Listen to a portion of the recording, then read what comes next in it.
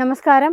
ബംഗാളിന്റെ ചുവരുകളിൽ പുതിയ രാഷ്ട്രീയ ലിപികൾ എഴുതപ്പെടുകയാണ്. ബംഗാൾ രാഷ്ട്രീയത്തിലെ അധികാര സമവാക്യങ്ങൾ മാറിമറിയുന്നതിന്റെയും ജനാധിപത്യപരമായ ഇടങ്ങൾ വീണ്ടെടുക്കപ്പെടുന്നതിന്റെയും നേർചിത്രമാണ് ഇപ്പോൾ പുറത്തുവരുന്ന വാർത്തകൾ വ്യക്തമാക്കുന്നത്. ദീർഘകാലമായി തൃണമൂൽ കോൺഗ്രസ് കൈയടക്കി വെച്ചിരുന്ന CPM കോൺഗ്രസ് ഓഫീസുകൾ BJPയുടെ വിജയത്തിന് പിന്നാലെ തുറക്കപ്പെട്ടത് വർഷങ്ങളോളം അടിച്ചമർത്തപ്പെട്ട രാഷ്ട്രീയ ശബ്ദങ്ങളുടെ തിരിച്ചുവരവ് കൂടിയാണ്.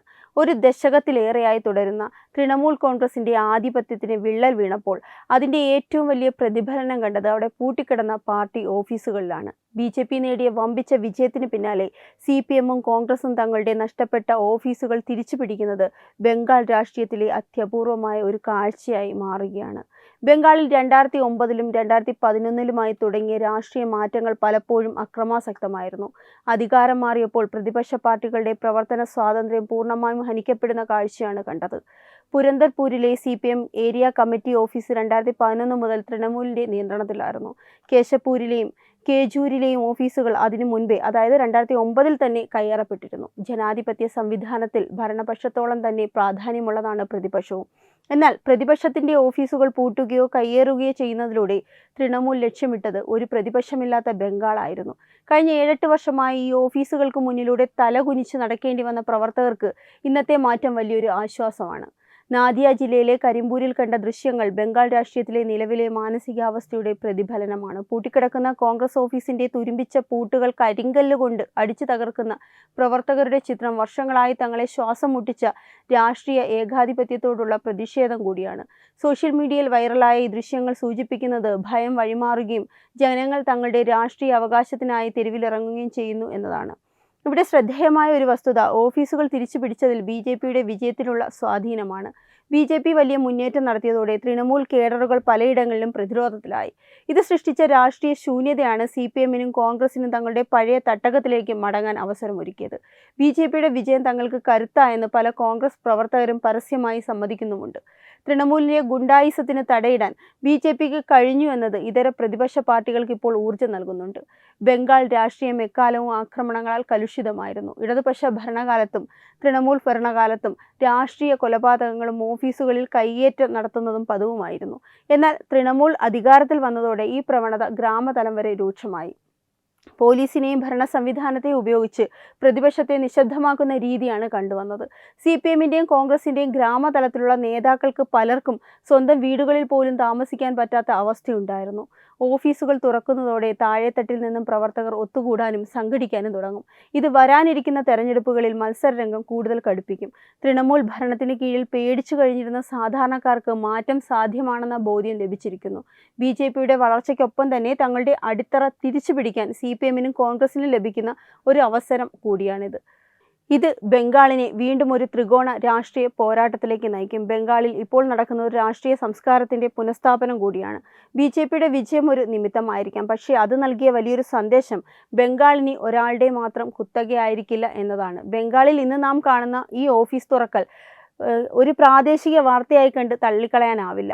ഇതൊരു ഫാസിസ്റ്റ് ഭരണശൈലിയുടെ അന്ത്യത്തിന്റെ തുടക്കം കൂടിയാണ്. കഴിഞ്ഞ ഒരു ദശാബ്ദത്തിലേറെയായി ബംഗാൾ കണ്ടത് ഭരണഘടനാ വിരുദ്ധമായ ഒരു തരം രാഷ്ട്രീയ വർണ്ണ വിവേചനമാണ്. അവിടെ തൃണമൂൽ അല്ലാത്തവർക്ക് പൗരത്വമില്ലാത്ത അവസ്ഥയായിരുന്നു.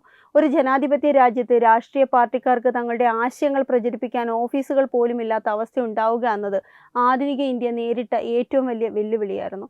തൃണമൂൽ കോൺഗ്രസ് പ്രയോഗിച്ച ഭയത്തിന്റെ രാഷ്ട്രീയം തങ്ങളുടെ മൗലികാവകാശം പോലും കവർന്നെടുത്തു. ഇവിടെ BJPയുടെ വിജയത്തെ CPMഉം കോൺഗ്രസും ഒരു കച്ചിത്തുരുമ്പായി ഉപയോഗിക്കുന്നു എന്നത് കൗതുകകരമാണ്. BJP എന്ന വലിയ ശക്തിക്ക് മുന്നിൽ തൃണമൂലിന്റെ ഉരുക്കുമുഷ്ടികൾക്ക് ബലക്ഷയം സംഭവിച്ചു എന്നത് യാഥാർത്ഥ്യമാണ്. കേന്ദ്ര ഏജൻസികളുടെ ഇടപെടലും BJPയുടെ കേഡർമാരുടെ ശക്തമായ പ്രതിരോധവും തൃണമൂലിന്റെ ഗുണ്ടായുസത്തെ ഒരു പരിധിവരെ തളച്ചു. ഈ അവസരം ഉപയോഗപ്പെടുത്തി തങ്ങളുടെ നഷ്ടപ്പെട്ട സിംഹാസനങ്ങൾ തിരിച്ചുപിടിക്കാൻ ശ്രമിക്കുന്ന CPMഉം കോൺഗ്രസും ഒരു കാര്യം തിരിച്ചറിയണം. നിങ്ങളുടെ ഓഫീസുകൾ തുറന്നത് BJPയുടെ വിജയമാണെങ്കിൽ അവിടെ നിങ്ങളുടെ അണികൾക്ക് ഇനി സംരക്ഷണം നൽകാൻ നിങ്ങളുടെ ആശയങ്ങൾക്ക് സാധിക്കുമോ എന്നതാണ് വരാനിരിക്കുന്ന ചോദ്യം. ബംഗാളിലെ മണ്ണ് വീണ്ടും ചുവപ്പും നീലയും കാവിയും കലർന്ന ഒരു ബഹുസ്വര രാഷ്ട്രീയത്തിലേക്ക് മടങ്ങുകയാണെങ്കിൽ അത് ഇന്ത്യൻ ജനാധിപത്യത്തിന് നൽകുന്ന ഏറ്റവും വലിയ ഊർജ്ജമായിരിക്കും. ഏകാധിപത്യത്തിന് ഒരിക്കലും ജനാധിപത്യത്തെ പൂർണ്ണമായും കീഴ്പ്പെടുത്താനാവില്ല എന്ന സത്യം ബംഗാൾ ഗ്രാമങ്ങൾ ഇന്ന് വിളിച്ചു പറയുന്നു. ബംഗാൾ ഗ്രാമങ്ങളിൽ ഇന്ന് മുഴങ്ങുന്ന പൂട്ടുടയ്ക്കുന്ന ശബ്ദങ്ങൾ ഇന്ത്യൻ ജനാധിപത്യത്തിൻ്റെ തന്നെ ശക്തിയാണ് അടയാളപ്പെടുത്തുന്നത്. ദീർഘകാലം അധികാരത്തിലിരുന്ന ഒരു വിഭാഗം ജനഹിതത്തെ അവഗണിക്കുകയും എതിർ ശബ്ദങ്ങളെ കായികമായി നേരിടുകയും ചെയ്യുമ്പോൾ കാലം കരുതി വെച്ചേക്കാവുന്ന സ്വാഭാവികമായ തിരിച്ചടിയാണ് ഇപ്പോൾ തൃണമൂൽ കോൺഗ്രസ് നേരിടുന്നത്. BJPയുടെ വിജയം ഇതിനൊരു ഉത്തേജകമായി മാറി എന്നത് തർക്കമില്ലാത്ത വസ്തുത കൂടിയാണ്. പ്രതിപക്ഷ പാർട്ടികൾക്ക് തങ്ങളുടെ രാഷ്ട്രീയ ഇടങ്ങൾ വീണ്ടെടുക്കാൻ മറ്റൊരു വലിയ രാഷ്ട്രീയ ശക്തിയുടെ തണൽ വേണ്ടി വന്നു എന്നത് സമകാലിക ഇന്ത്യൻ രാഷ്ട്രീയത്തിലെ വൈരുദ്ധ്യമായി തോന്നാം. എങ്കിലും രാഷ്ട്രീയ ആശയങ്ങൾ എന്തുതന്നെയായാലും അവ പ്രവർത്തിക്കാനുള്ള സാഹചര്യം നിലനിർത്തുക എന്നതാണ് പ്രാധാന്യം. CPMന്റെ ചെങ്കൊടിയും കോൺഗ്രസിന്റെ ത്രിവർണ്ണ പതാകയും വർഷങ്ങൾക്ക് ശേഷം ബംഗാൾ തെരുവുകളിൽ വീണ്ടും ഉയർന്നു പറക്കുമ്പോൾ അത് തെളിയിക്കുന്നത് ബംഗാളിലെ വോട്ടർമാർക്കിടയിൽ ഇപ്പോഴും ബഹുസ്വരത അവശേഷിക്കുന്നു എന്നത് തന്നെയാണ്.